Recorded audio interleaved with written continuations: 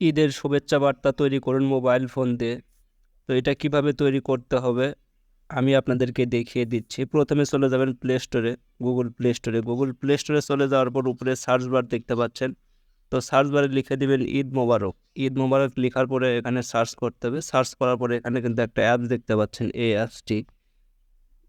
অ্যাপসটি দেখতে পাচ্ছেন আমি আগে থেকেই ইনস্টল করে রেখেছি। অ্যাপসটির লোগো আমি আপনাদেরকে ভালোভাবে দেখিয়ে দিচ্ছি। এটা কিন্তু অ্যাপসটির লোগো, এটা দেখে অবশ্যই ইনস্টল করে নেবেন।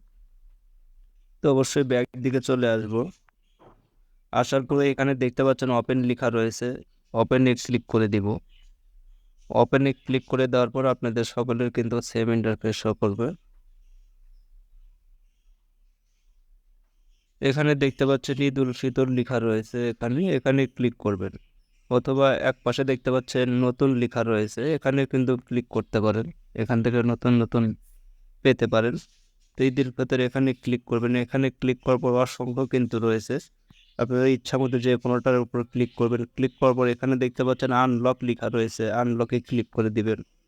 আনলকে ক্লিক করলে সরাসরি কিন্তু আপনাদেরকে গ্যালারিতে নিয়ে যাবে এবং গ্যালারি থেকে যে কোনো একটা ছবি কিন্তু সিলেক্ট করতে পারেন। ক্লিক করার পরে এখানে দেখতে পাচ্ছেন ওপেন নাও লেখা রয়েছে, অবশ্যই ওপেন নাও এখানে ক্লিক করবেন। ওপেন নাও ক্লিক করার পর সরাসরি গ্যালারিতে নিয়ে যাবে এবং আপনারা চাইলে গ্যালারি থেকে যে কোনো আপনাদের ছবি নিতে পারেন এখানে ক্লিক করে। তো অবশ্যই অ্যাড আসবে এবং অ্যাডটা কিন্তু ধৈর্য ধরে দেখতে হবে। তো দেখতে পাচ্ছেন আমি আমার গ্যালারি থেকে একটা ছবি নিয়ে এসেছি এবং এখানে কিন্তু বসিয়ে দিয়েছি। উপরে একপাশে দেখতে পাচ্ছেন সেভ লেখা রয়েছে, আপনারা এখান থেকে সেভ করে গ্যালারিতে নিতে পারেন।